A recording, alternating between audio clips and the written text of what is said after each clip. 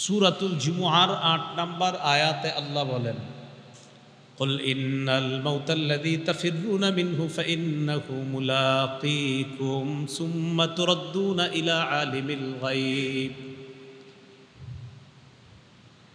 তোমরা যে মৃত্যু থেকে পালিয়ে বেড়াও, ফাইন্নাহু মুলাকীকুম, এই মৃত্যু তোমাদের সাথে সাক্ষাৎ করবে, মৃত্যু তোমাদের সাথে সাক্ষাৎ করবে। সূরা মুনাফিকুনের 11 নম্বর আয়াতে আল্লাহ বলেন, আমি আপনি আমরা যখন মৃত্যুবরণ করব, যখন মারা যাব অবস্থা, অনেকেই তখন আল্লাহকে ফরিয়াদ করে বলবে, লাউলা আখারতানি ইলা আজালিন করিব ফাআসাদদাক ওয়া আকুম মিনাস সালিহিন। আল্লাহ আরেকটু সুযোগ যদি দিতেন তাহলে আমি ভালো কাজ করতাম, দান সদকা করতাম, নেককার মানুষদের অন্তর্ভুক্ত হতাম। আরেকটু সুযোগ যদি আপনি আমারে দিতেন মাওলা, আমি ভালো ভালো কাজ করতাম। তো সূরা মুনাফিকুনের 11 নম্বর আয়াতে আল্লাহ জবাব দিয়ে দেয়, ওয়ালাই ইউআখিরাল্লাহু নাফসান ইযা জাআ আজালুহা। মৃত্যু যখন এসে যাবে, কিছুতেই আল্লাহ কাউকে আর সামান্য সময়ও আর সুযোগ দিবে না। যখন মৃত্যু এসে যাবে আর সুযোগ দিবে না।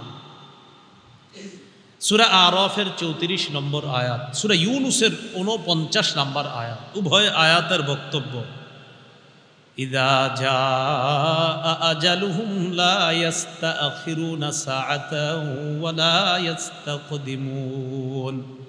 মৃত্যু আসলে একটু আগেও হবে না, পরেও হবে না, যখন আসবে ঠিক তখনই হবে। বিশ্বাস করেন 5 মিনিট পরে আপনাদের মধ্যে, আমার মধ্যে, আমাদের মধ্যে যার মরণ আছে, সত্যি 5 মিনিট পরে মারা যাবে। বিশ্বাস করেন মারা যাবে। যদি কারো মরণ থাকে 5 মিনিট পরে, যে মারাই যাবে। আগেও হবে না, পরেও হবে না।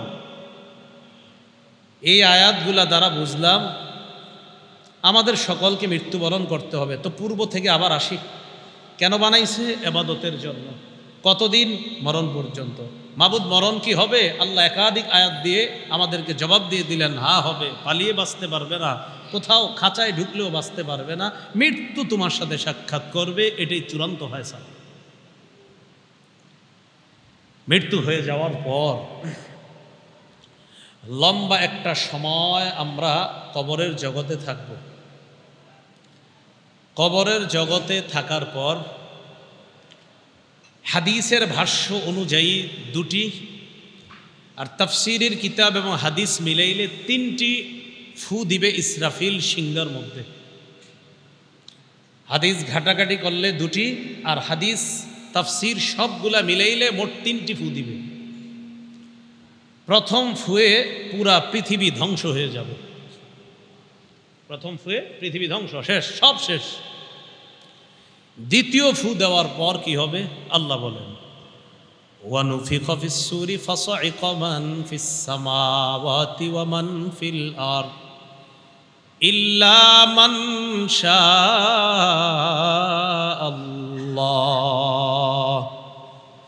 সবাই বেহুশ হয়ে যাবে, সব বেহুশ, কারো হুশ থাকবে না। এমনকি নবী বলেন, আমিও বেহুশ হব।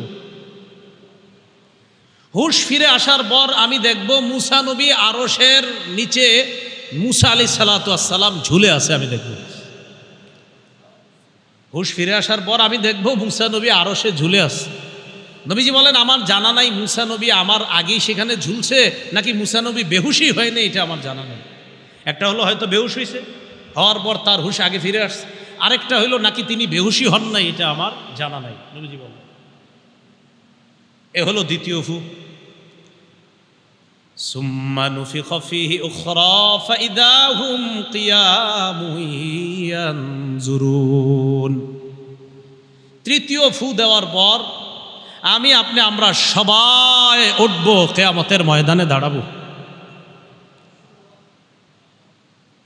রাসূলুল্লাহ সাল্লাল্লাহু আলাইহি সাল্লাম উঠবেন, আবু বকর, ওমর, ঈসা সব উঠবেন। কিয়ামতের ময়দানে আমি আপনি আমরা যখন উঠব,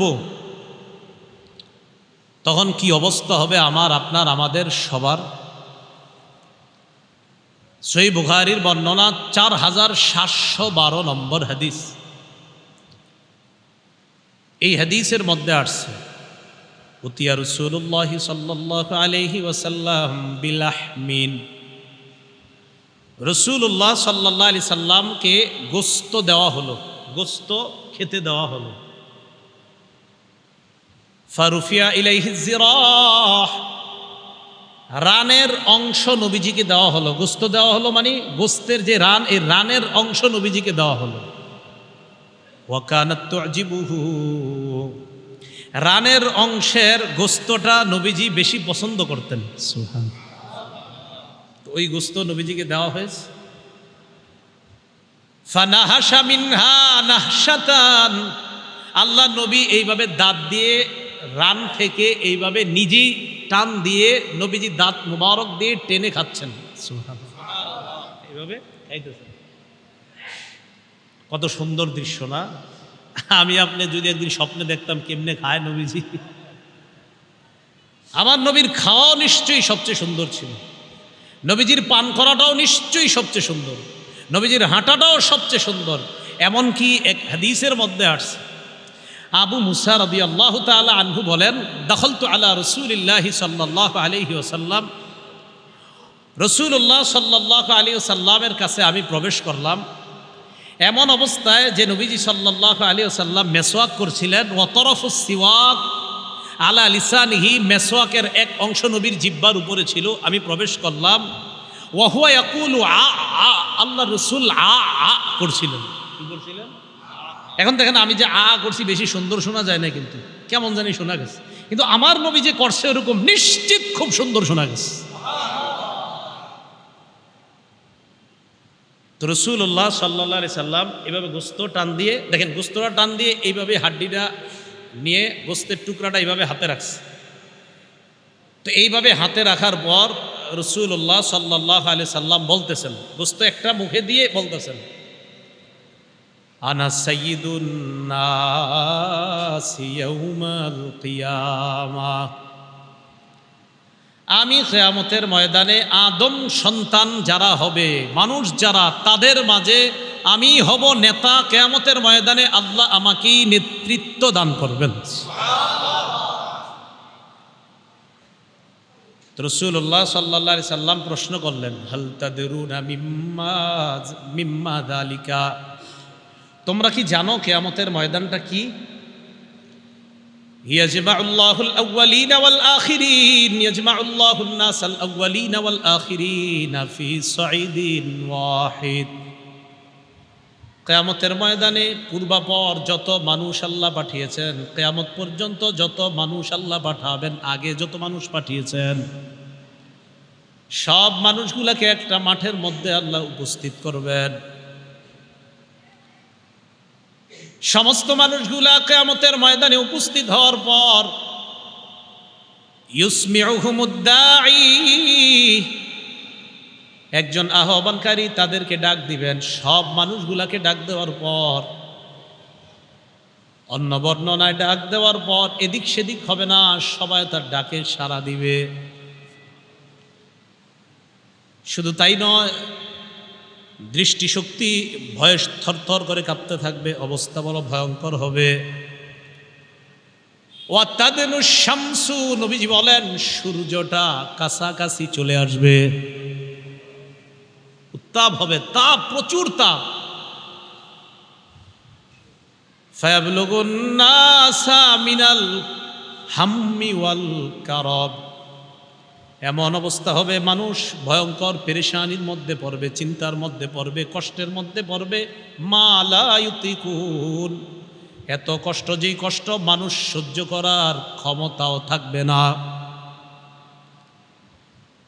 সব মানুষগুলা কিয়ামতের ময়দানে এই ভয়ঙ্কর পরিস্থিতির মধ্যে যখন পড়বে, পড়ার পর ওয়ালা ইয়াতাহাম্মালুনা, ধৈর্য করার মতো শক্তি সামর্থ্য থাকবে না, ধৈর্য ধারণ করতেও পারবে না।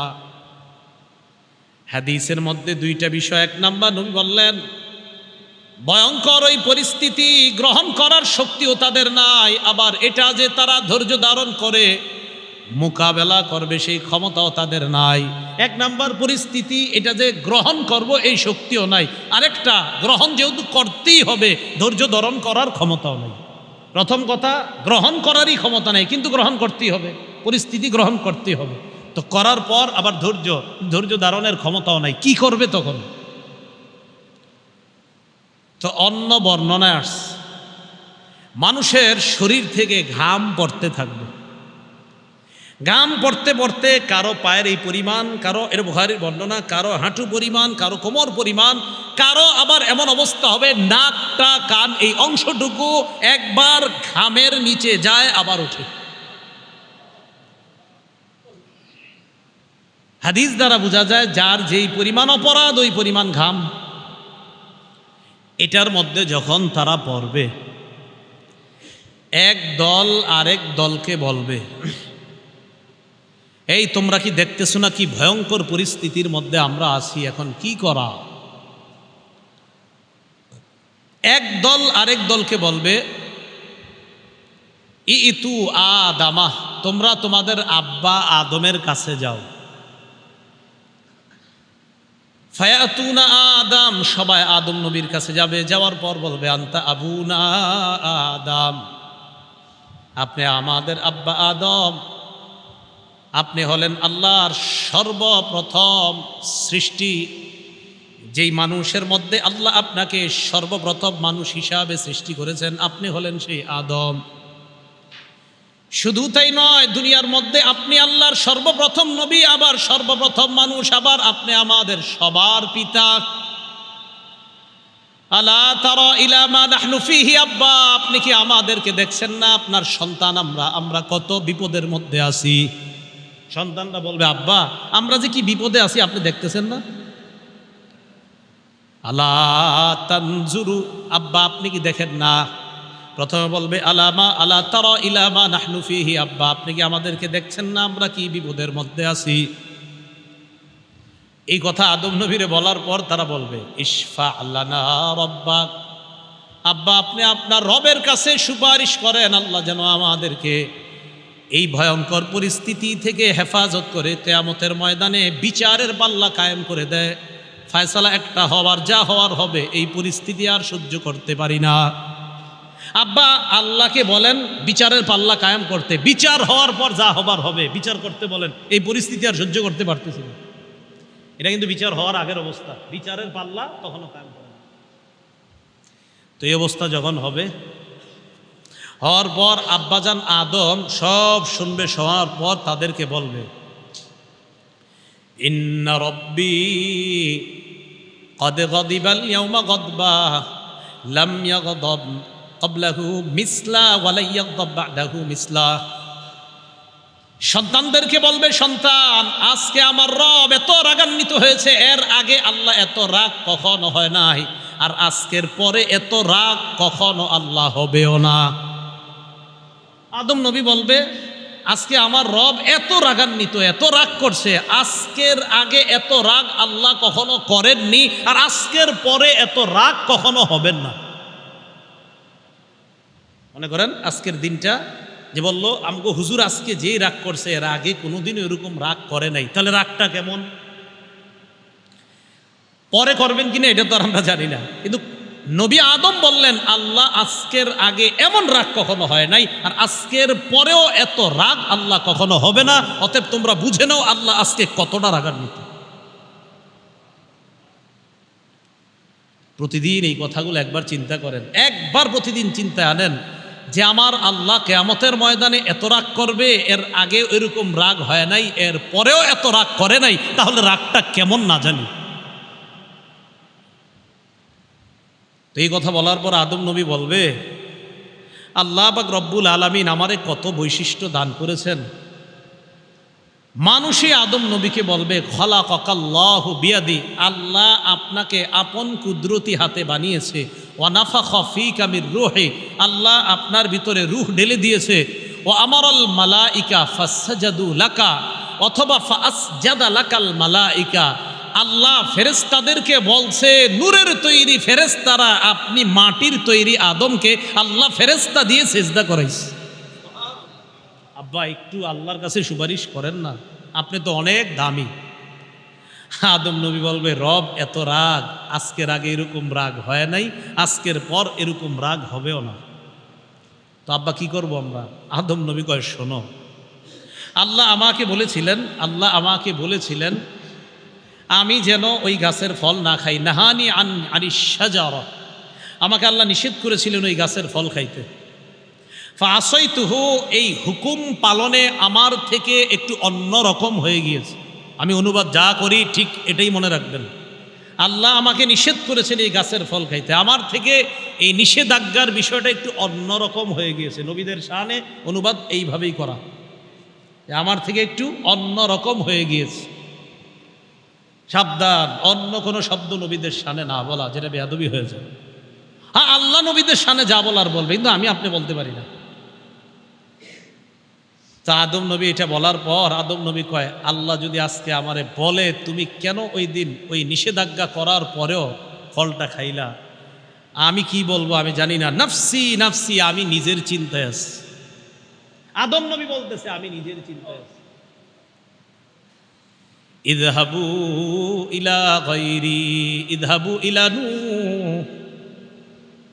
আমি ছাড়া তোমরা অন্য কারো কাছে যাও, তোমরা নূহ নবীর কাছে যাও। ফায়াতুনা নূহা, সব মানুষগুলা নূহ নবীর কাছে যাবে। যাওয়ার পর নূহ নবীকে বলবে, আনতা আউয়ালুর রুসুলি ইলা আহলিল আরদ, দুনিয়ার মধ্যে মানুষের কাছে আল্লাহর পক্ষ থেকে আপনি হলেন সর্বপ্রথম রসুল। রসুল বুঝেননি? শরীয়ত যার মাধ্যমে সর্বপ্রথম শুরু হয়, এর মানে হুকুম আহকাম। নূহ নবীর আগে পর্যন্ত শিরিক ছিল না দুনিয়ার মধ্যে। শিরিক যখন শুরু হলো তখন শরীয়তের প্রয়োজন দেখা দিল, বিধি নিষেধের প্রয়োজন দেখা দিল। আর ওই শরীয়তের হুকুম আহকাম সম্বলিত শরীয়ত দিয়ে আল্লাহ নূহ নবীকে পাঠিয়েছেন। এই জন্য নূহ নবীকে বলা হয় শরীয়তের প্রথম নবী। তো নূহ আলাইহিস সালাতু ওয়াস সালামকে বলবে, আপনি প্রথম রসুল। আল্লাহ পাক রব্বুল আলামিন আপনাকে আবদান শাকুরা, আপনাকে শুকুর গুজার বান্দা আল্লাহ আপনাকে বানিয়েছে। শুধু তাই না, কোরআনেও আল্লাহ আপনাকে আব্দুন শাকুর বলছে, যে আপনি অধিক শুকুর গুজার বান্দা আল্লাহ। আজকে ইশফা লানা ইলা রব্বিক, আপনি আমাদের জন্য আপনার রবের কাছে একটু সুপারিশ করেন, যেন আল্লাহ আমাদেরকে এই পেরেশানি থেকে একটু মুক্তি দেয়। নূহ আলাইহিস সালাতু ওয়াস সালাম বলবে, তোমরা ভালো কথা বলছো, তবে আল্লাহ পাক রব্বুল আলামিন আমাকে একটা স্পেশাল দোয়া করার অনুমতি দিয়েছিলেন। ফাদাউতু আলা কওমি, আমি ওই দোয়াটা আমার সম্প্রদায়ের বিরুদ্ধে করেছিলাম। আমি আল্লাহকে বললাম, আল্লাহ আমার সম্প্রদায়কে আমি দিনের বেলা দাওয়াত দিলাম, রাতের বেলা দাওয়াত দিলাম। ফালাম ইয়াজিদহুম দুআই ইল্লা ফিরারা, আমি যতই দাওয়াত দেই তারা শুধু আমার থেকে পালায়। তো নূহ আলাইহিস সালাতু ওয়াস সালাম আল্লাহকে বললেন, আল্লাহ ইন্নাকা ইনতাদারহুম ইউদিল্লু ইবাদাক, আপনি যদি এদেরকে দুনিয়াতে রাখেন, আমার সম্প্রদায় যারা আছে এগুলা সব আপনার বান্দাদেরকে পথভ্রষ্ট করবে, এগুলারে রাখা দরকার নাই, ধ্বংস করে দেন। আমার দোয়া আল্লাহ কবুল করেছিলেন, আল্লাহ দুনিয়াতে এমন বড় বন্যা দিয়েছেন, ওই বন্যায় সবগুলারে ধ্বংস করছে। আজকে যদি আল্লাহ আমাকে বলে, আমার বান্দাদের বিরুদ্ধে তুমি দোয়াটা কেন করেছিলে? নাফসি নাফসি, আমি আমার টেনশনে আছি। ইযহাবু ইলা গায়রি, আমি আপনাদেরকে যেই কথাটা আজকে বলবো সেটা হলো, আপনারা প্রত্যেক দিনে অন্তত একবার হইলেও স্মরণ করেন, নবী নাকি বলবে নাফসি নাফসি, তো আমার কি অবস্থা হবে? কোন নবী যদি বলে আমার চিন্তা আমার চিন্তা, আমার কি হবে আমার কি হবে আমার কি হবে, তো বলেন আমার আপনার কি হবে? নূহ আলাইহিস সালাতু ওয়াস সালাম এগুলো বলার পর বলবে, ইযহাবু ইলা গায়রি, আমি ছাড়া অন্য কারো কাছে যাও। ইযহাবু ইলা ইব্রাহিম, তোমরা ইব্রাহিম নবীর কাছে যাও। ইব্রাহিম নবী আল্লাহর খলিল, আল্লাহর নির্বাচিত বান্দা, আল্লাহর বন্ধু ইব্রাহিম নবী, তার কাছে যাও। ফায়াতুনা ইব্রাহিম, সবাই ইব্রাহিম আলাইহিস সালাতু ওয়াস সালামের কাছে যাবেন। ইব্রাহিম আলাইহিস সালাতু ওয়াস সালামের কাছে যাওয়ার পর তিনি বলবেন, ইব্রাহিম নবীকে সবাই বলবে, আল্লাহ পাক রব্বুল আলামিন আপনাকে নবী বানিয়েছেন, ওয়া খালিলা, আপনাকে খলিল বানিয়েছেন। শুধু তাই না, আল্লাহ পাক রব্বুল আলামিন আপনাকে নিজের অন্তরঙ্গ বন্ধু হিসাবে গ্রহণ করেছেন। ইশফা লানা ইলা রব্বিকা, আজকে আপনি আমাদের পক্ষ হয়ে আল্লাহর কাছে সুপারিশ করেন কিয়ামতের ময়দানের এই ভয়ঙ্কর পেরেশানি থেকে যেন আল্লাহ আমাদেরকে মুক্তি দান করেন। ইব্রাহিম আলাইহিস সালাতু ওয়াস সালাম বলবে, ঠিকই বলছো, তবে ইন্নী কদ কাযাবতু সালাসা কাযিবাত, দুনিয়াতে আমার দ্বারা 3টা বিষয় এমন হয়ে গেছে যেই 3টা বিষয় হওয়া উচিত ছিল না। কি বললাম? আমার দ্বারা 3টা বিষয় এমন হয়ে গিয়েছে যে 3টা বিষয় হওয়াটার উচিত ছিল না। এই 3টা বিষয় আমার দ্বারা সংগঠিত হয়ে গিয়েছে দুনিয়ার মধ্যে। এর মধ্যে একটা, আমাকে আমার জাতি বলেছিল মেলায় যাওয়ার জন্য, আমি তাদেরকে বলেছিলাম ইন্নী সাকিম, আমি অসুস্থ, আমি মেলায় যেতে পারবো না। কিন্তু আমি সেদিন অসুস্থ ছিলাম না। মুফাসসিরিনে কেরাম বলেন ইব্রাহিম নবীর এই বলাটা একদম ঠিক ছিল, কারণ ওই অসুস্থ দ্বারা উদ্দেশ্য মানসিক অসুস্থ, শারীরিক অসুস্থ না। আপনাকে কেউ শিরিক করতে বলল আর আপনি বললেন না ভাই আমি অসুস্থ, অসুস্থ মানি যে আমি মানসিকভাবে পেরেশানিতে আছি, কিভাবে শিরিক করি আমি? তাহলে মানসিক পেরেশানি এটা একটা অসুস্থতা। কিন্তু ইব্রাহিম নবীর কাছে মনে হবে যে আমি এটা ওই দিন বলাটা ঠিক হয়নি, এটা ইব্রাহিম নবীর বক্তব্য। মুফাসসিরিনে কেরাম বলেন নবীরা যেগুলা বলতেছে সব ঠিক ছিল, ওর কাছে মনে হবে না আমাদের এটা ঠিক হয়নি। কথাটা কি বুঝে আসছে? তো ইব্রাহিম আলাইহিস সালাতু ওয়াস সালাম এই কথাটা বলেছিলেন। আরেকটা কি, মেলা থেকে জনগণ আসছে, আসার পর আমাকে ডাকছে, ডাকার পর জনগণ আমারে বলছে মান ফাআলা হাযা বিআলিহাতিনা ইয়া ইব্রাহিম, আমাদের এই খোদাদের সাথে এই কাজটা কে করলো? না, মান ফাআলা হাযা বিআলিহাতিনা ইন্নাহু লামিনাজ জালিমিন, এই কাজ আমাদের খোদাদের সাথে, আমাদের উপাস্যদের সাথে, আমরা যাদের ইবাদত করি এগুলা যারা করেছে তারা জালেম। তো জনগণ বলতেছে কে করতে পারে? তো তারা নিজেরা নিজেরা বলতেছে সামি'না ফাতাই ইয়াযকুরুহুম ইউকালু লাহু ইব্রাহিম, আমরা শুনেছি এক যুবকের কথা, তার নাম ইব্রাহিম, সে এইগুলারে দেখতে পারে না, সন্দেহ হচ্ছে তাকে সে হতো এই কাজটা করেছে। কি? সবগুলা দেব দেবী ভেঙে প্রধান দেবতা যেটা, এটার কাঁধের মধ্যে কুড়াল ঝুলে রাখছে। তো সবাই বলা বলি করতে লাগলো, এক কাজ করো, ইব্রাহিমকে ডাকো, ফাতু বিহি আলা আয়ুনিন নাসি লাআল্লাহুম ইয়াশহাদুন, সবার সামনে উপস্থিত করো, জনগণ যেন দেখতে পায় আমরা কি বিচার করি ইব্রাহিমের সাথে, এটা যেন সবাই দেখতে পায়, ভবিষ্যতে যেন সবাই সতর্ক হয়ে যায়। তো ইব্রাহিম নবীরা আনছে, আনার পর ইব্রাহিম আলাইহিস সালাতু ওয়াস সালামকে তারা প্রশ্ন করতেছে আনতা ফাআলতা হাযা বিআলিহাতিনা ইয়া ইব্রাহিম, ইব্রাহিম তুমি কি এই কাজ করেছো আমাদের এই দেবতাগুলোর সাথে? ইব্রাহিম নবী জবাব দেয় বাল ফাআলাহু কাবীরুহুম হাযা ফাসআলুহুম ইন কানু ইয়ান্তিকুন, ইব্রাহিম নবী এটা বলে নাই যে আমি করি নাই।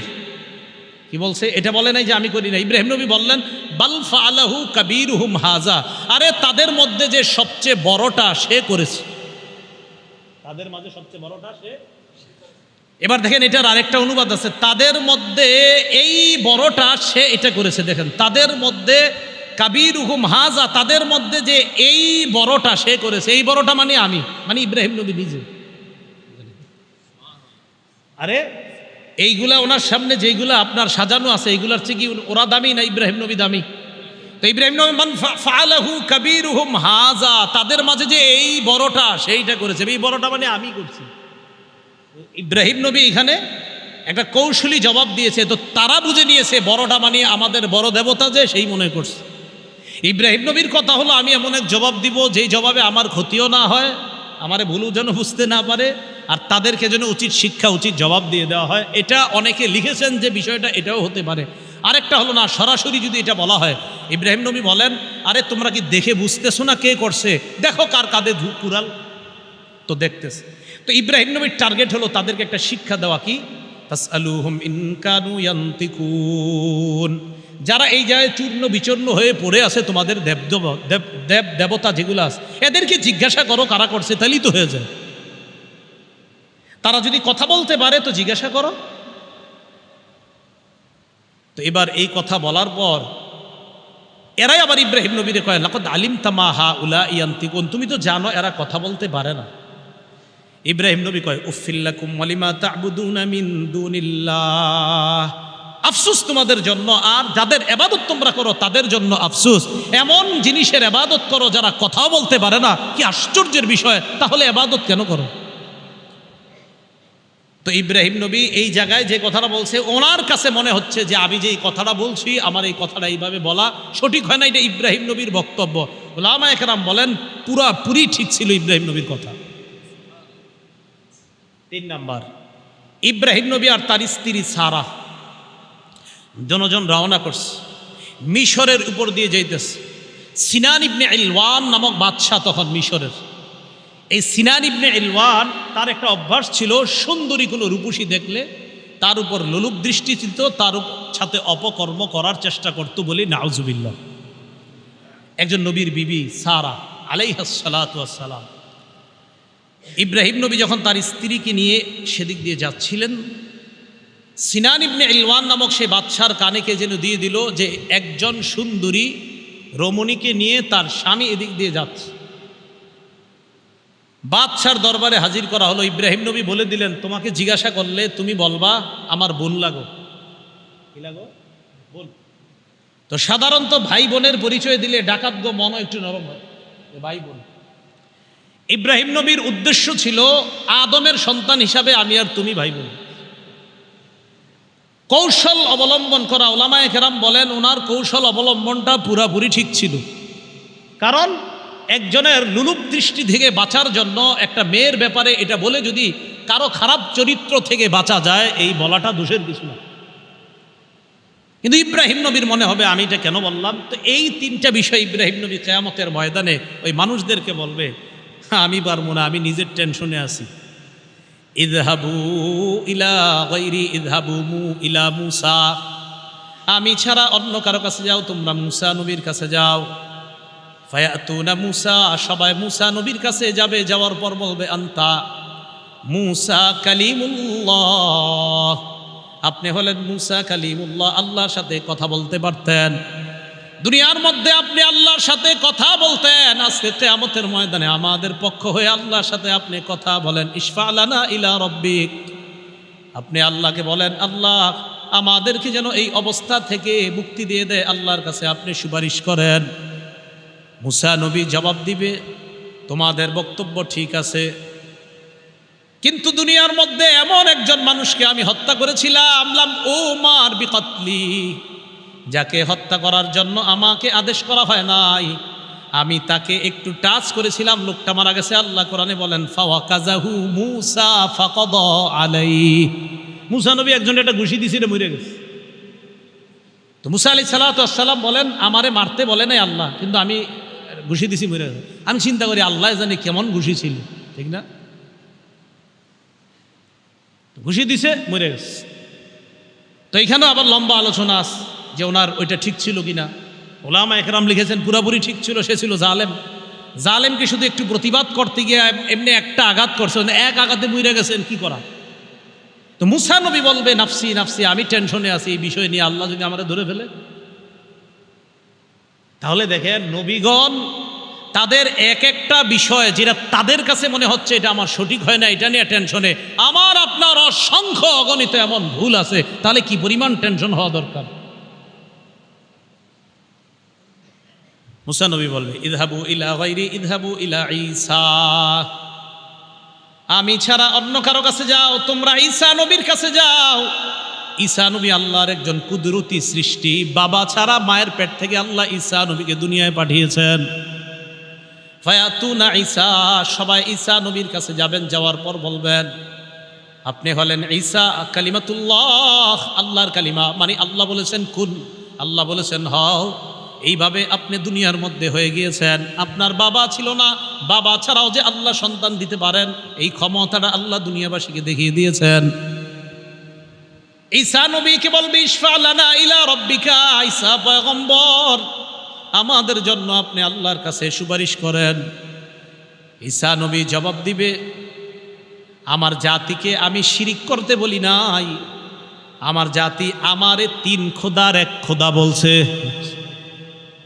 আমারে 3 খোদার 1 খোদা, আমি 1 খোদা, আমার আম্মারে বলছে আরেক খোদা, ফেরেশতাদেরকে বলছে আরেক খোদা। আবার কোনো ভাবে আমারে বলছে 1 খোদা, আম্মারে বলছে আরেক খোদা, আর আল্লাহ আরেকজন, মানে এই 3 খোদার 1 খোদা বলছে আমারে। সালিসু সালাসা বলছে আমারে, তারা বলছে আমি 3 খোদার 1 খোদা, নাউজুবিল্লাহ। আমি এগুলা তাদেরকে কখনোই বলি নাই। আমি চিন্তা করতেছি এগুলো আমার বিরুদ্ধে কি ধরনের অভিযোগ করলো, তো আমি টেনশন করতেছি, আল্লাহ এরা যে আমার বিরুদ্ধে অভিযোগ করলো, এখন আমি কিভাবে জবাব দিব। তো ঈসা আলাইহিস সালামের ব্যাপারে কেউ কেউ লেখেন যে উনি এই পেরেশানিতে থাকবে। আরেকটা পেরেশানি কি, ঈসা নবীর সামনে তার জাতিকে উপস্থিত করে আল্লাহ বলবে তোমরা আমার সাথে শিরিক করেছিলা কেন? এরা বলবে ঈসা নবী কইছে। ঈসা নবীর আল্লাহ ডাক দিবে, ডাক দেওয়ার পর বলবে আপনি বলছেন। তাফসীরের কিতাবে আসছে ঈসা আলাইহিস সালাম এটা শুইনা ওনার মাথার চুলগুলা খাড়া হয়ে যাবে রাগে, মানে রাগে খাড়া হয়ে যাবে, কি কয় এগুলা। ঈসা আলাইহিস সালাম সবাইকে বলবে দেখো এইখানে সেখানে গিয়ে কোনো লাভ নাই, চলো এক জায়গায় নিয়ে যাই তোমাদেরকে। সুবহানাল্লাহ। তাহলে সব নবী পাঠায়া দিছে, ঈসা নবী নিয়ে গেছে, বুঝেন নাই? সব নবী পাঠিয়ে দিছেন, ঈসা নবী নিয়ে গেছেন। কারণ ঈসা নবীর পরে আমাদের নবীর মাঝখানে আর নবী নেই। ঈসা আলাইহিস সালাম বললেন আমার সাথে চলো। সবাই রওনা করছে, গিয়ে আমাদের নবী মুহাম্মদ সাল্লাল্লাহু আলাইহি সাল্লামের কাছে সবাই উপস্থিত হয়। সবাই ডাক দিয়ে বলবে হাবিব ইশফা লানা ইলা রাব্বিক, আপনি আপনার রবের কাছে আমাদের জন্য সুপারিশ করেন। নবীজি বলবেন ফান্তালিকু ফাআতি তাহতাল আরশ, আমি রওনা করব আরশের নিচে যাব। ফাআকাউ লিরাব্বি সাজিদা, আরশের নিচে গিয়ে আল্লাহর দরবারে সিজদায় পড়ে যাব। সিজদায় পড়ার পর সিজদা দিয়েই থাকবো। আল্লাহ বলবেন ইরফা রাসাক, মাথা উঠান। সাল তুত, আপনি যা চাইবেন তাই দেওয়া হবে। ওয়াশফা তুশাফা, আপনি সুপারিশ করেন, আপনার সুপারিশ মঞ্জুর করা হবে। হাদিসের মধ্যে আসছে রাসূলুল্লাহ সাল্লাল্লাহু আলাইহি সাল্লাম বলেন লিকুল্লি নাবিয়্যিন দাওয়াতুন মুস্তাজাবা, সব নবীকে আল্লাহ একটা স্পেশাল দোয়া দিয়েছে, দোয়াটা করা মাত্রই কবুল হয়ে গিয়েছে দুনিয়াতে। ওয়া ইন্নী ইখতাবাতু দাওয়াতি শাফাআতান লিউম্মতি ইয়াউমাল কিয়ামা, আমি আমার দোয়াটা বুদ্ধি খাটায়া দুনিয়াতে করি নাই, আমার উম্মতের জন্য মুলতবি করে রেখে দিয়েছি। কিয়ামতের ময়দানে উম্মতের জন্য ওই দোয়াটা করব এবং কবুল করাই নিব। সুবহানাল্লাহ। আমি তো দুনিয়াতে করি নাই। তো সব নবীরা দোয়াটা করে ফেলেছে, আমাদের নবী করে নাই। নবীজি বলবে, বলার পর কিয়ামতের ময়দান কায়েম হবে। কিয়ামতের ময়দান কায়েম হওয়ার পর মিজানের পাল্লা আল্লাহ কায়েম করবেন, মিজান কায়েম করবেন, আমল নামার পাল্লা। আল্লাহ বলেন ওয়ানাদউল মাওয়াজিনাল কিসতা লিয়াউমিল কিয়ামাতি ফালা তুজলামু নাফসুন শাইআ, আমি মিজান কায়েম করব, আমি ওজনের পাল্লা কায়েম করব। ফালা তুজলামু নাফসুন শাইআ, কারো প্রতি সামান্য পরিমাণ অবিচার করা হবে না। মিজানের পাল্লা কায়েম হবে, কিয়ামতের ময়দান কায়েম হওয়ার পর কিয়ামতের ময়দানে আমার আপনার ভালো আমল খারাপ আমলের 4 ধরনের সাক্ষী হবে। জোরে বলেন কয় ধরনের? 4 সাক্ষী হয়ে যাবে, 4 জন সাক্ষী, 4 ধরনের সাক্ষী। মনে রাখেন সহজে। 1 নাম্বার জমিন, বলেন 1 নাম্বার। 2 নাম্বার ফেরেশতা, বলেন 2 নাম্বার। 3 নাম্বার অঙ্গ প্রত্যঙ্গ, 3 নাম্বার। 4 নাম্বার বলবো আল্লাহ। এই সাক্ষী থেকে কেউ বাঁচবেন না। 4 নাম্বার এবং প্রধান সাক্ষী আল্লাহ। এইখানেই মায়া দয়া পাইতে পারেন, কিন্তু অন্য জায়গায় যারা সাক্ষী দিবে একদম কোনো ছাড় নাই। চার ধরনের সাক্ষীর কথা মাথায় রাখেন। 1 নাম্বার জমিন, 2 নাম্বার ফেরেশতা, 3 নাম্বার অঙ্গ প্রত্যঙ্গ, 4 নাম্বার প্রধান সাক্ষী আল্লাহ। মনে থাকবেনি কথাগুলা? তো এবার বিস্তারিত শোনেন। 1 নাম্বার সাক্ষী জমিন। জমিনের মধ্যে এই আজকে মসজিদ থেকে বের হওয়ার পর আমি আপনি যখন হাঁটবো, এখন থেকে চিন্তা করবেন জমিনের উপর হাঁটতেছি।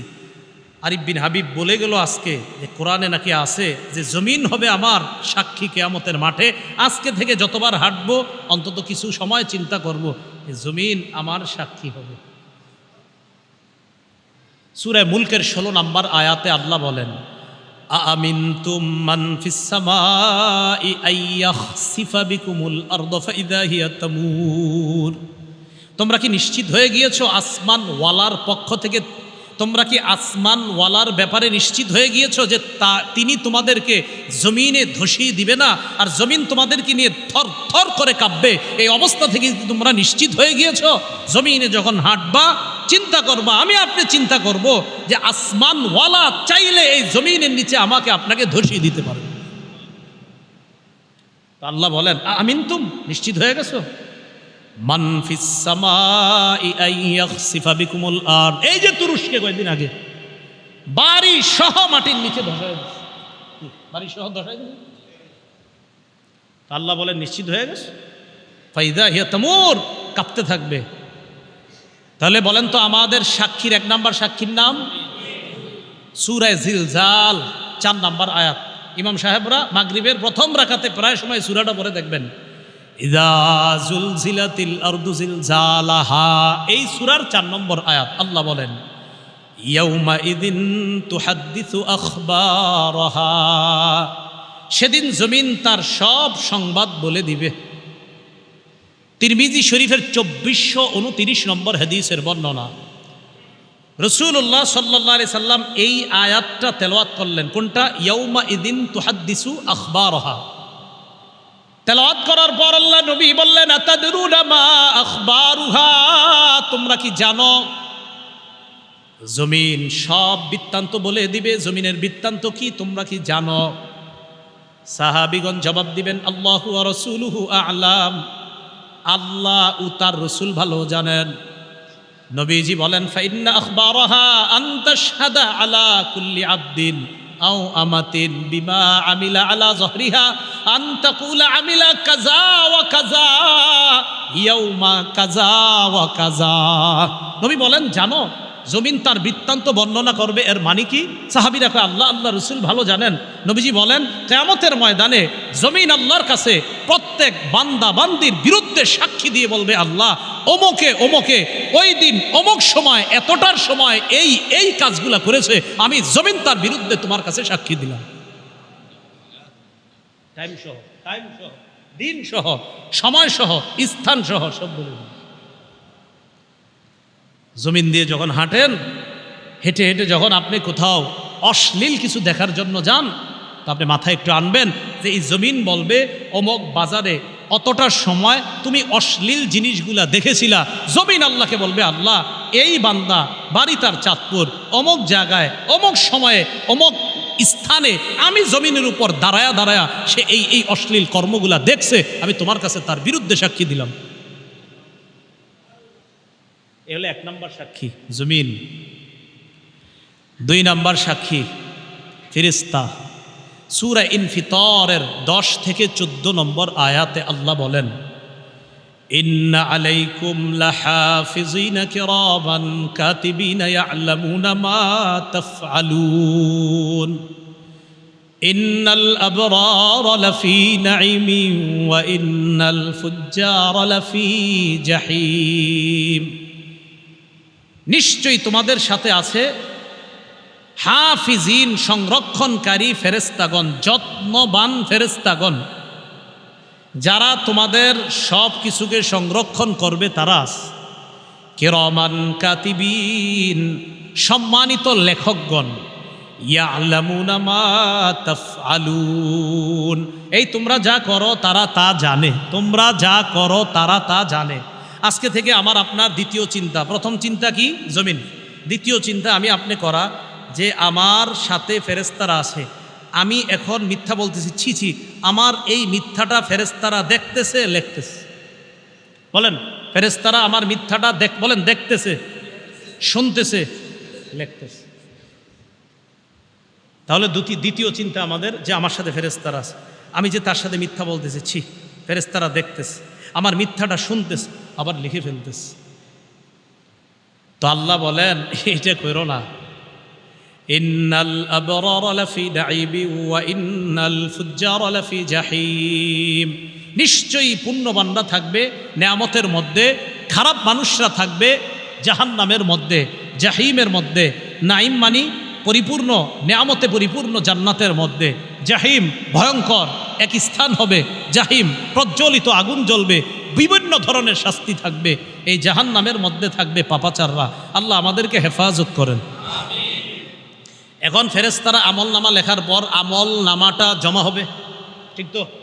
আচ্ছা, আমল নামা যে জমা করবে, এখন কথা হলো আল্লাহ আমি তো মাঝে মাঝে চুপি চুপি কিছু খারাপ কাজ করি, আবার মাঝে মাঝে একদম চুপি চুপি, কেউ দেখে না। কথার কথা, সূরা যুখরুফের ৮০ নম্বর আয়াতে আল্লাহ বলেন, এই তোমরা যারা মনে করছো চুপি চুপি কিছু দেখি না, তো তোমরা শোনো। আল্লাহ বলেন, আম ইয়াহসাবুনা আন্না লা নাসমাউ সিররাহুম ওয়া নাজওয়াহুম। তারা কি মনে করে আন্না লা নাসমাউ সিররাহুম, যে আমি তাদের গোপন বিষয়গুলো জানি না, ওয়া নাজওয়াহুম, তাদের কানা ঘুষা জানি না। এই দুইজন কানে কানে বলতেছি না, এখন আমরা দুইজন যে কানে কানে বললাম, আল্লাহ কয় এটাও জানি। সুবহানাল্লাহ, এটাও আমার দিকে তাকান, এই যে কথা বলতেছি, আল্লাহ কয় এটাও শুনি। সুবহানাল্লাহ, সুবহানাল্লাহ, আল্লাহ কয় এটাও শুনি। এখন জিহ্বা বন্ধ, মনে মনে আল্লাহরে স্মরণ করছি, মনে মনে, জিহ্বাও নারী নাই, মুখও খুলি নাই, আল্লাহ কয় এটাও শুনি। কোথায় যাবেন? ভাই কেমন আছেন? আল্লাহ কয় শুনছি। ভাই কেমন আছেন? আল্লাহ কয় শুনছি। চুপচাপ বন্ধ। এভাবে ইশারা করলাম, আপনি আমার ইশারা বুঝছেন, অবশ্য বুঝি না আমরা ইশারায়, আপনি ইশারা বুঝে ফেলেন। আল্লাহ কয় এটাও বুঝছি। তো আল্লাহ পাক রব্বুল আলামিন সূরা যুখরুফের ৮০ নম্বর আয়াতে বলেন, আম ইয়াহসাবুনা আন্না লা নাসমাউ সিররাহুম ওয়া নাজওয়াহুম। তারা কি মনে করে আমি তাদের গোপন কথা আর তাদের কানাকানি কানা ঘুষা কথা এগুলা শুনি না? বালা ওয়া রুসুলুনা লাদাইহিম ইয়াকতুবুন। আল্লাহ বলেন তাদের গোপন কথা কানাকানি কথা সব শুনি, শুধু তাই নয়, আমার ফেরেশতা লেখকগণ যারা আছে তাদের সব কিছু লিপিবদ্ধ করে নেয়, সব লিখে ফেলে। এবার লেখার পর আমল নামা জমা হয়েছে, একসাথে আমল নামা হয়েছে। হওয়ার পর কি হবে? কিয়ামতের ময়দানে আমি আপনি দাঁড়ায় রয়েছি। সূরা বানী ইসরাঈলের 13-14 নম্বর আয়াতে আল্লাহ বলেন, ইকরা কিতাবাক, নাও নাও আমল নামা পড়ো। আল্লাহ বলেন, ওয়া নুখরিজু লাহু ইয়াউমাল কিয়ামাতি কিতাবান ইয়ালকাহু মানশুরা। আমি কিয়ামতের ময়দানে তার আমল নামাটা খুলব, উন্মোচন করব, এরপর তাকে দিয়ে বলবো, নাও তুমি পড়ো, আজকে তোমার আমল নামার হিসাবের জন্য তুমি নিজেই যথেষ্ট। এখন আমল নামা পড়লেন, পইরা কি হবে জানেন? তো যখন নাকি পাপাচার বান্দা তার আমল নামা দেখবে, তার অবস্থা হবে ভয়ঙ্কর। সূরা কাহফের 49 নম্বর আয়াতে আল্লাহ বলেন, ওই ব্যক্তি বলবে, মা লিহাদাল কিতাবি লা ইউগাদিরু সগীরাতান ওয়ালা কাবীরাতান ইল্লা আহসাহা। আমল নামা দেখে বলবে, আমল নামা এটা আবার কেমন আমল নামা? লা ইউগাদিরু সগীরাতান ওয়ালা কাবীরা, ছোট বড় কিচ্ছুই তো ছাড়ে নাই। আরে আমি দুনিয়াতে পানির নিচে ডুব দিয়ে কি করলাম, এটাও দি লেখা, সবটি লেখাই গেল। ইল্লা আহসাহা, সব আল্লাহ সেখানে জমা করে রেখেছেন। ওয়া ওয়াজাদু মা আমিলু হাদিরা, সব আমল নামা যা করছে সে সব দেখতে পাবে। তো দেখার পর বেঈমানরা যখন দেখবে তার আমল নামাটা, তার কি অবস্থা হবে? সূরা নাবার 40 নম্বর আয়াতে আল্লাহ বলেন, ইয়াউমা ইয়ানজুরুল মারউ মা কদ্দামাত ইয়াদাহ। মানুষ তার আমল নামাগুলা দেখবে, দেখার পর ওয়াকুলুল কাফির, কাফের বলবে, ইয়া লাইতানি কুনতু তুরাবা, কাফের তার আমলনামা দেখে বলবে, হায় আমি যদি মাটি হয়ে যাইতাম। কি হয়ে যাইতাম? আমি যদি মাটি হয়ে যাইতাম তো বেঁচে যাইতাম। তাহলে কি বুঝতে পারলাম? ফেরেশতারা লেখার পর আমলনামা আল্লাহর কাছে পেশ করবে, কিয়ামতের ময়দানে সাক্ষী দিয়ে দিবে, আমলনামা আমাকে দেওয়া হবে, নাও তুমি পড়ো, আমি আপনি পড়বো, দেখা বলবো সর্বনাশ, ছোট বড় সবই তো লেখা। পাপাচার সহ বেঈমান যারা আছে তারা যদি দেখার পর বলবে সর্বনাশ, আমি যদি মাটি হয়ে যেতাম, এই কথা বলবে আমলনামা দেখা।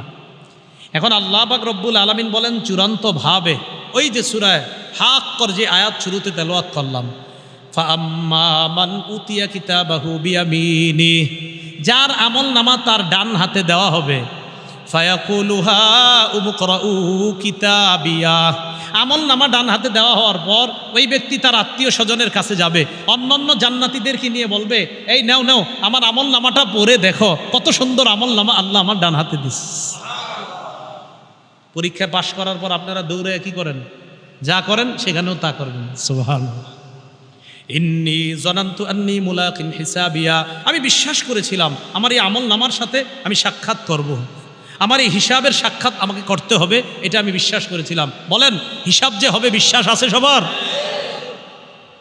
ফাহুয়া ফি ঈশাতির রাদিয়া, আল্লাহ বলেন আমার বান্দার আমলনামা যেহেতু ডান হাতে, বাস সে সুখের, নেয়ামতের, সুখের, আনন্দিত হওয়ার জান্নাতের মধ্যে সে থাকবে। ফি জান্নাতিন, ফি জান্নাতিন। আল্লাহ পাক রব্বুল আলামিন বলেন উমকরাউ কিতাবিয়া, যে তোমরা আমার আমলনামা পড়ো, ইন্নী জানান্তু আন্নী মুলাকিন হিসাবিয়া ফাহুয়া ফি ঈশাতির রাদিয়া, সে নেয়ামতে পরিপূর্ণ সন্তুষ্টজনক জীবন যাপন করার জন্য সে জান্নাতে থাকবে। তো জান্নাতে যখন থাকবে, থাকার পর আপনি তো বস বৈশা রয়েছেন, জান্নাতে যাবেন মানেই তো বস, আসলেই বস।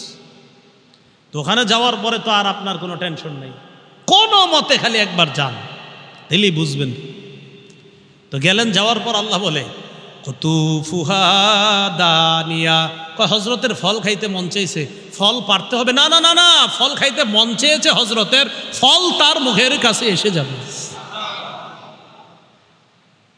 এরপর তাকে বলা হবে কুলু ওয়াশরাবু হানিআম বিমা আসলাফতুম ফিল আইয়ামিল খালিয়া, তাকে বলা হবে খাও, পান করো, স্বাচ্ছন্দ্যে খাও, আরামে পান করো। কেন জানো? দুনিয়াতে কষ্ট করে ভালো ভালো আমল করেছিলা, ফজরের নামাজে শীতের মধ্যে ল্যাপ তোষক ছেড়ে মসজিদে গিয়েছিলা, রাতের অন্ধকারে গিয়েছিলা, হ্যাঁ হ্যাঁ তুমি কষ্ট করেছিলা, তো আজকে আমি আল্লাহ তোমাকে শান্তি দিব না তো কাকে শান্তি দিব? থাকো, যেমনে মন চায় চলো। এবার ও আম্মা মান উতিয়া কিতাবাহু বিশিমালি, যার আমলনামা বাম হাতে দেওয়া হবে। আল্লাহ হেফাজত করেন, আল্লাহ আমাকেও হেফাজত করেন, আমাদের সবাইকে হেফাজত করেন। আপনারা মাঝে মাঝে এত প্রশংসা করেন, টেনশনে ভরে যাই কি হবে কিয়ামতের ময়দানে।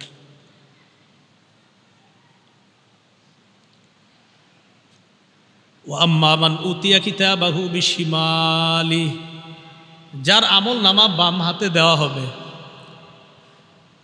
ফায়াকুলু ইয়া লাইতানি লাম উতা কিতাবিয়া, ওই ব্যক্তি বলবে আমার আমলনামা যদি আমাকে দেওয়া না হইত, ওয়ালাম আদরি মা হিসাবিয়া, আমি যদি আমার হিসাব না জানতাম, ইয়া লাইতাহা কানাতিল কাদিয়া, মৃত্যুই যদি আমার শেষ ফয়সালা হয়ে যেত, আমি মরতাম আর শেষ হয়ে যেতাম, এরকম যদি হইতো। মা আগনা আন্নি মালিয়া, আমার কত সম্পদ ছিল, আজকে সম্পদ কোনোই কাজে আসলো না। হালাকা আন্নি সুলতানিয়া, আমার রাজত্ব আজকে সব গেছে, আমার কথায় কত মানুষ উঠতো বসতো, আজকে কোথায় গেল সব। খুজুহু ফাগুল্লু, আল্লাহর পক্ষ থেকে বলা হবে তাকে ধরো, ফাগুল্লু, বাঁধো, ধরো, বাঁধো, বেরি পড়ো।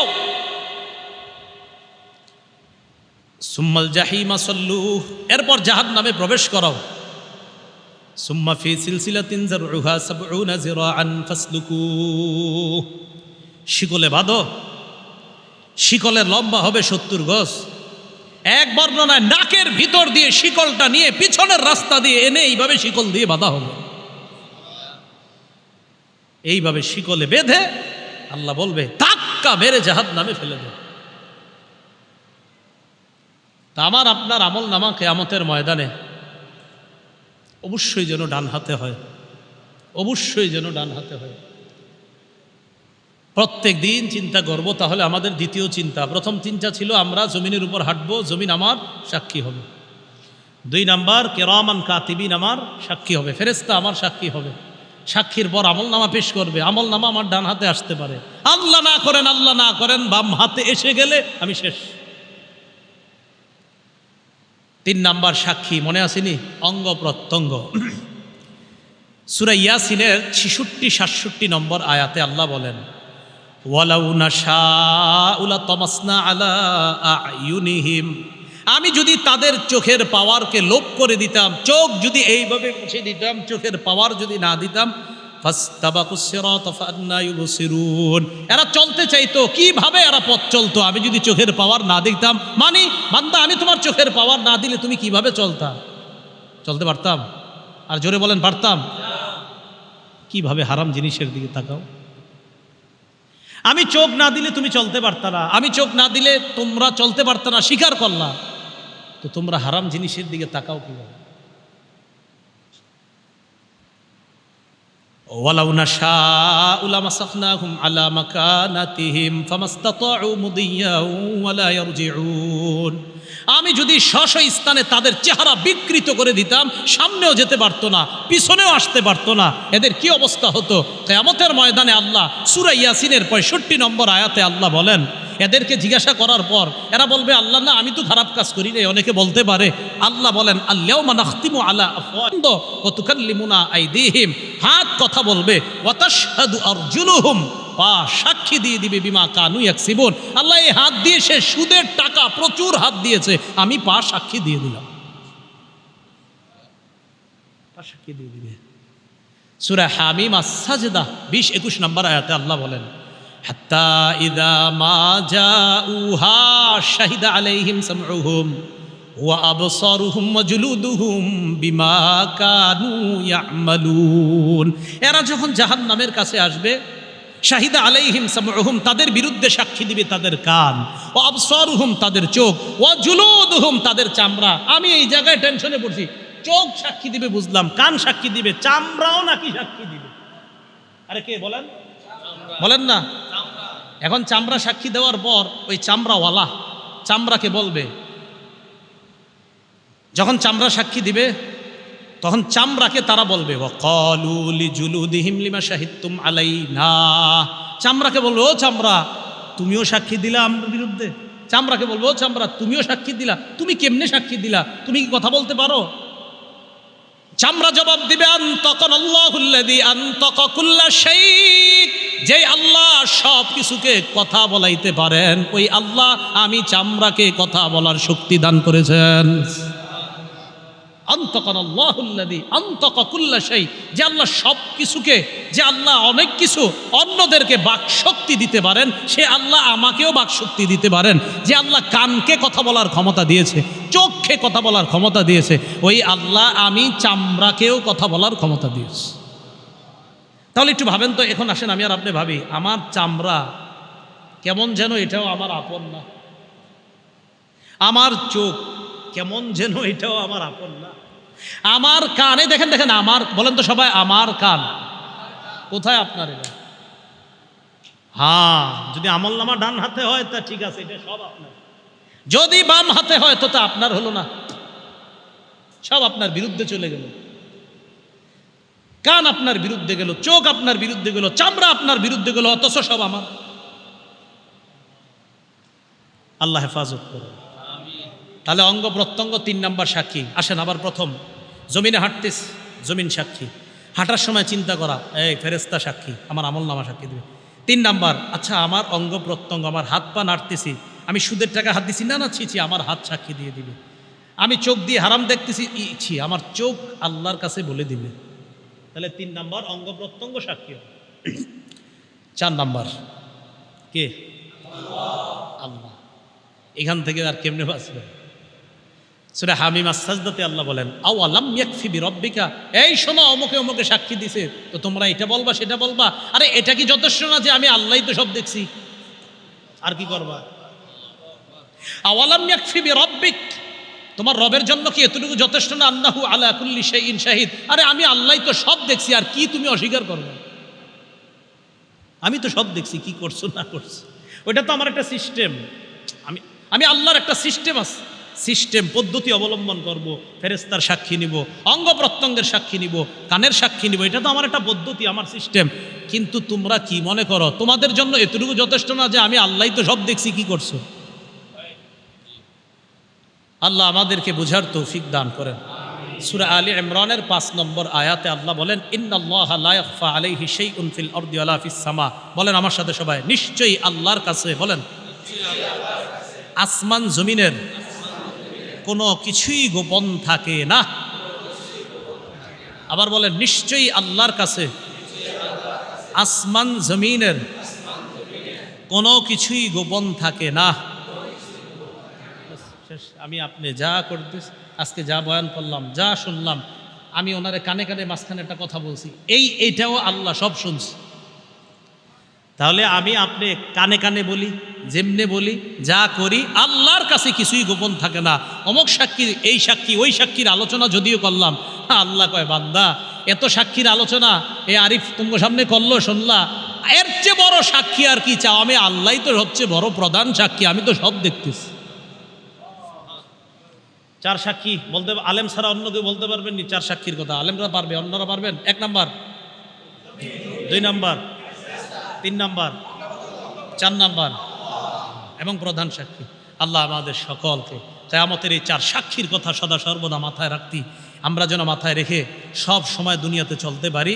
আর যেন এই ফিকির রাখি যে সাক্ষী যেন আমার পক্ষে থাকে, আমার বিপক্ষে যেন না যায়। সাক্ষী আমার পক্ষে হয়ে আমার আমল নামাটা যেন আমার ডান হাতে পেয়ে যাই। আল্লাহ আমাদের সকলকে যা শুনলাম বললাম আমল করার তৌফিক দান করেন।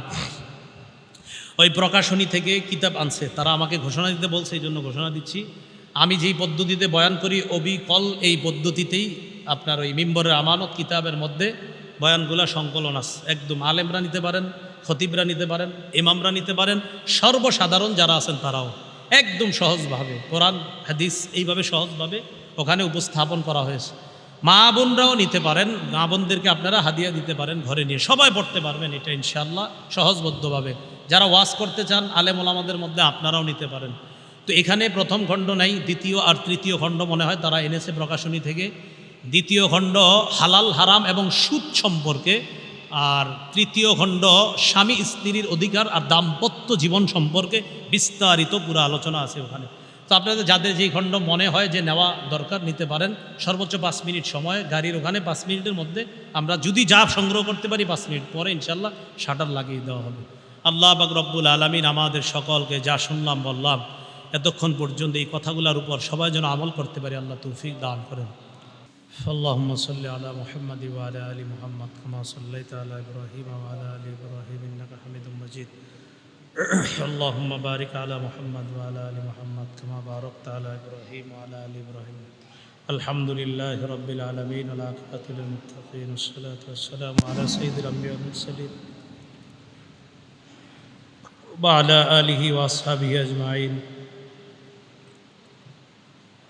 ربنا ظلمنا أنفسنا وإن لم تغفر لنا وترحمنا لنكونن من الخاسرين.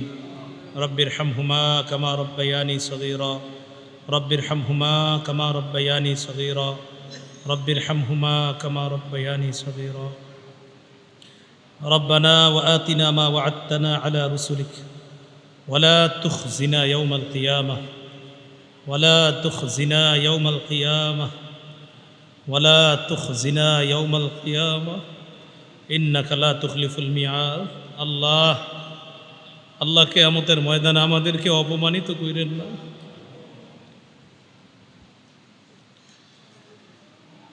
আল্লাহ সারাদিন কাজকর্ম করার পর